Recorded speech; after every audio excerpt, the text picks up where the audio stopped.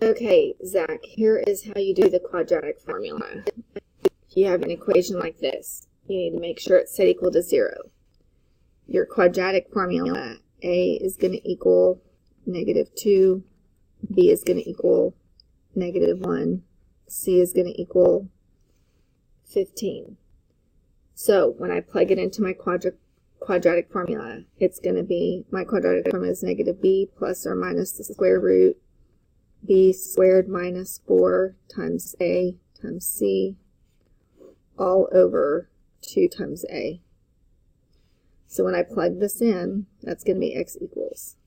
X is going to equal -b, which negative 1 is going to be positive, plus or minus the square root b squared is going to be 1, that's always going to be positive, minus 4 times -2 is my a, times c is 15.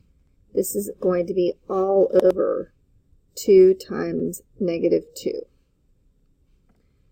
When I bring that down, 1 plus or minus the square root of 1 times -4,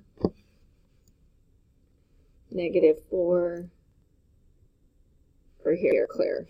I'm just going to do 1 minus 4 times -2 times 15.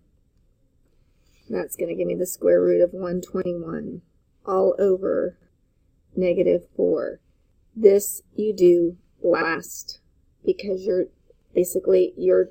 in your problems, you're dividing this by your denominator, but you're not dividing the whole thing by the denominator.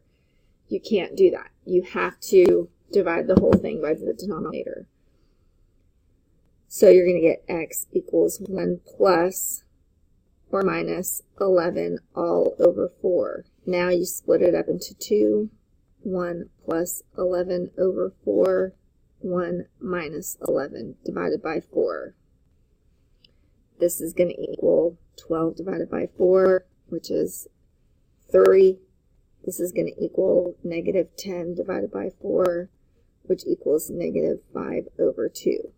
Here are your two answers. Please make sure you correct 16, 17, and 18 with the correct way to do the quadratic formula.